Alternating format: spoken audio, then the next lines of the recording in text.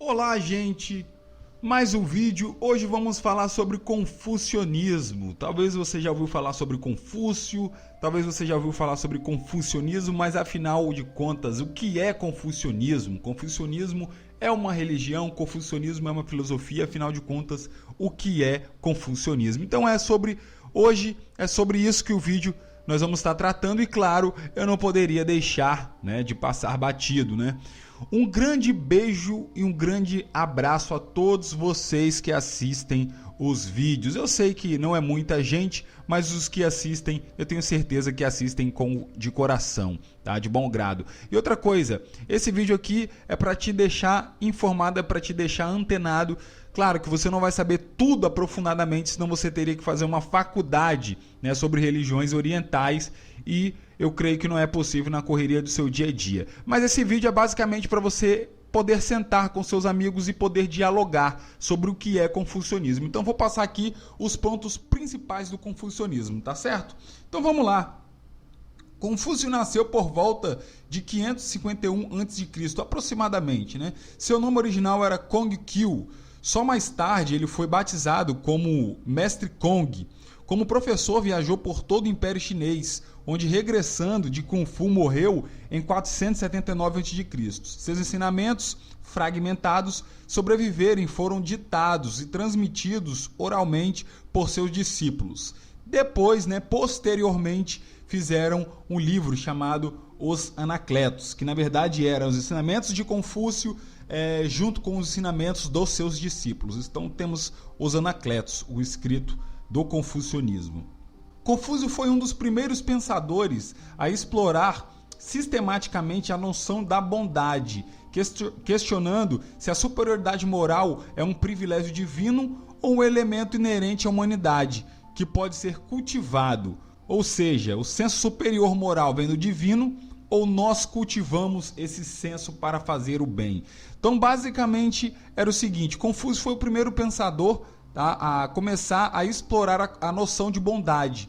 Ou seja, a bondade vem de Deus para a gente, ou Deus imputa a bondade na gente e a gente melhora, A gente explora essa capacidade de bondade. Para Confúcio, funcionava dessa maneira. A bondade primordial vinha do Ser Supremo, de Deus. Ele implantava esse senso, essa conduta moral, essa conduta boa na gente, mas era a gente que decidia fazer o bem ou não, e não outras forças que agem, extrafisicamente. Nós vamos falar um pouquinho disso mais na frente. Os governantes da época da dinastia Zhou, que era a época que Confúcio vivia, acreditavam que a sua autoridade vinha diretamente dos deuses e que a qualidade de benevolência, que é o famoso Ren, que era o ponto principal que Confúcio abordava, o tal do Ren, que é a benevolência, era um atributo das classes dominantes. Então as classes superiores, os príncipes, os sacerdotes, achavam que a autoridade divina, esse reino, essa benevolência, era só dado a essas classes dominantes, essas classes superiores. Uma coisa que Confúcio batia e dizia: não, todos têm que achar o seu lugar na sociedade. O príncipe deve exercer um papel de príncipe, mas ele tem que ser bom. Um plebeu, ele exerce o seu papel na sociedade, mas ele também tem a capacidade de ser bom. Então Confúcio abordava essas questões. Confúcio considerava o céu como fonte primordial, mas argumentava que as bênçãos celestiais estavam abertas a todos, e não às classes dominantes, reis, príncipes, o que eu acabei de falar. Os Anacletos, os ensinamentos de Confúcio junto com seus discípulos, ensinam que todo homem deve conquistar o reino, a benevolência para o seu bem próprio. Então você percebe que o ponto principal, a ideia principal de Confúcio é explorar essa bondade que está dentro do coração humano. Porque para Confúcio era o homem que fazia o bem. O homem, se ele quisesse, ele explorava essa noção de bondade. Mas onde é que veio essa noção de bondade? Confúcio falava: não, veio de Deus. Deus botou essa noção de bondade no homem. Mas é o homem que decide fazer o bem e fazer o mal. Essa noção, o ponto principal de Confúcio, ele chamava de Ren, que o homem deveria exercitar o Ren. O que é o reino? É a benevolência, é a bondade, é a caridade. O homem deveria exercitar. Esse é um dos pontos principais dos Anacletos. E como eu tinha falado antes, as classes dominantes, os nobres, os príncipes, achavam que só eles detinham o reino. E Confúcio dizia que não. Confúcio dizia que todos, tá? Tanto as partes altas como as partes baixas, né? Os pobres, os médios, os ricos, todos deveriam exercitar o reino, todos deveriam exercitar a benevolência. A benevolência não era algo dado dos deuses exclusivo para as classes dominantes, mas era algo dado para qualquer um, e qualquer um poderia exercitar a bondade para o seu próprio bem, o que ele chamava de reino, né? A benevolência. As regras para atingir o reino, segundo Confúcio, era: não devemos ver, ouvir, dizer ou fazer nada impróprio. Confúcio não se preocupava somente com o autoconhecimento, mas de uma forma apropriada a todos se comportarem como uma grande família. Então você vê que Confúcio aborda muito, você vai ver mais para frente, né, muitas questões como lealdade, fidelidade, honra, é muito abordado no confucionismo. E preste atenção que até agora nós estamos falando sobre uma filosofia de vida. Mas por que o confucionismo vai entrar tanto como filosofia quanto religião? A gente vai ver a seguir. Confúcio dizia que o homem de virtude aceita e entende o seu lugar na ordem social e utiliza sua virtude para desempenhar o papel que lhe foi designado, ao invés de tentar transcendê-lo. Ou seja, o príncipe ele deve aceitar que é príncipe e deve desempenhar o papel de príncipe, porque ele aceitou e compreendeu o seu papel na sociedade. Um guarda, um militar, ele deve aceitar o seu papel de guarda, de militar, para exercer o seu papel de melhor maneira possível. Por quê? Porque ele é um guarda, ele aceitou e compreendeu o seu papel na sociedade. O mercador ele deve entender o seu papel na sociedade e exercê-lo de melhor maneira possível e não tentar ser aquilo que ela não vai ser, não tentar ser aquilo que ela não foi posta para ser. Então, quando a pessoa reconhece o seu papel na sociedade e desempenha ele de maneira apropriada, ele desenvolve assim o seu autoconhecimento, sempre com o ponto principal que é o reino, a benevolência. Atributos de um governante sábio. O que Confúcio achava? Segundo Confúcio, os governantes não deveriam exercer o seu poder de forma arbitrária e injusta, mas deveriam liderar pelo exemplo, que é tratar as pessoas com generosidade e bondade. Isso estimularia a virtude e a lealdade e o bom comportamento de todos. Deveria tratar com o reino, né?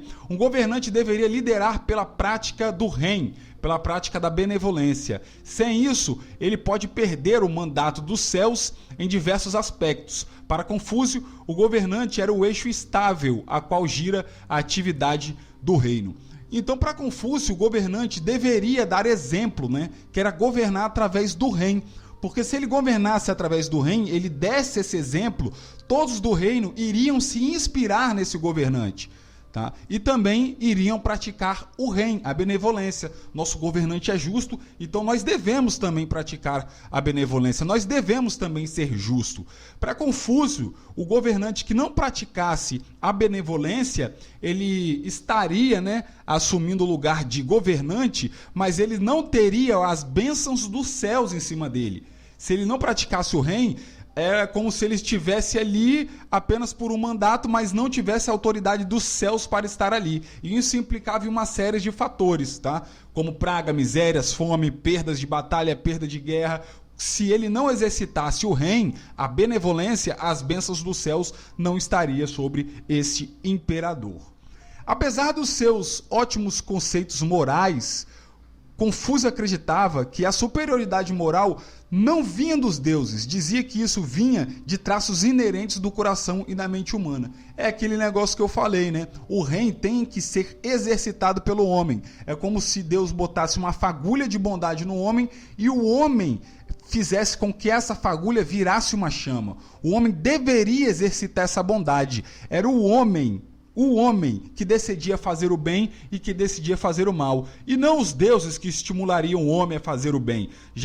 Deus já botou isso no coração do homem. Agora, fazer o bem depende do ser humano. Era isso que Confúcio pensava, né? Os rituais. Agora nós vamos entrar na parte dos rituais.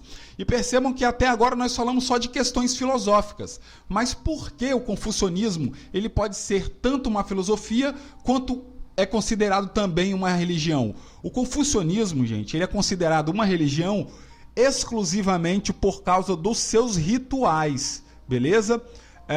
Porque até agora a gente só viu questões éticas, questões morais, que se enquadram em questões filosóficas e não em questões religiosas. Mas por que o confucionismo é uma religião também? Exclusivamente por causa desses rituais, tá certo?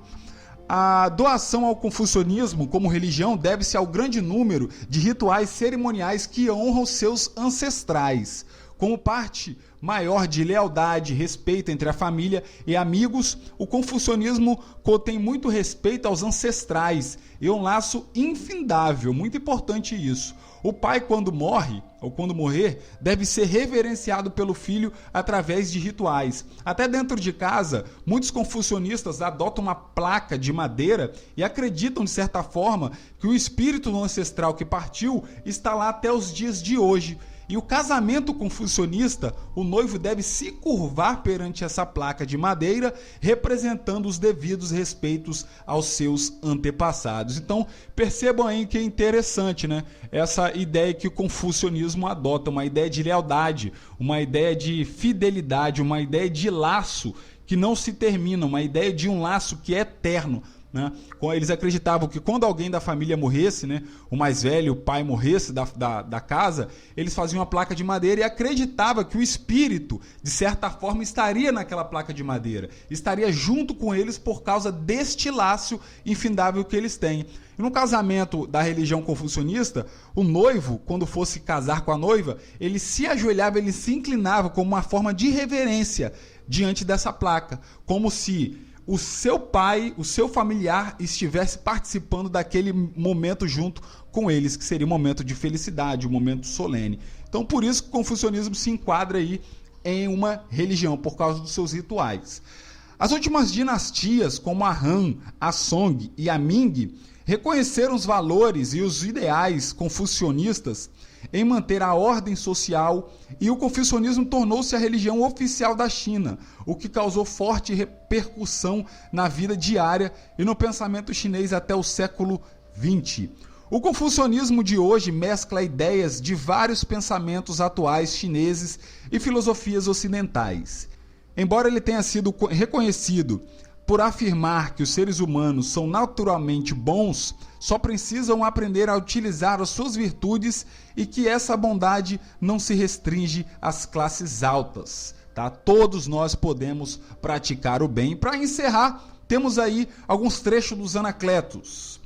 Tenha a lealdade e a sinceridade como princípios fundamentais.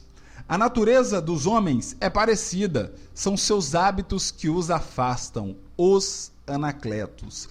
Então nós vemos aí que Confúcio ele explorava bastante a noção de bondade. Ponto principal de Confúcio, dos seus ensinamentos nos Anacletos, era o Ren, não se esqueça disso, a benevolência, que o homem tinha a sua capacidade em si de fazer o bem. Se o homem quisesse, ele conseguiria exercer o bem cada vez mais. Os governantes deveriam praticar, dando exemplo, usando o Ren, que é benevolência, assim os seus súditos aprenderiam também a usar o Ren. Tá? E o confucionismo é conhecido como uma religião, se enquadra em uma religião também ao culto aos ancestrais. Então não se esqueçam disso. O confucionismo, né, pode ser tanto uma filosofia de vida quanto uma religião.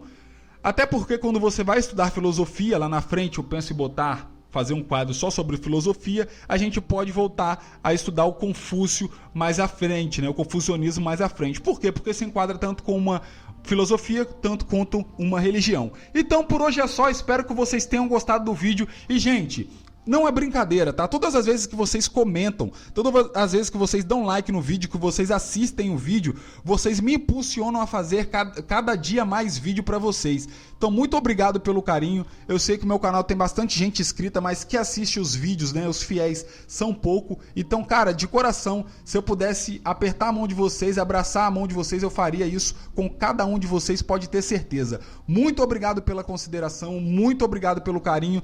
Temos muita coisa aí pra frente, vocês vão gostar do que vai vir aí pra frente. Então até o próximo vídeo e tchau, tchau.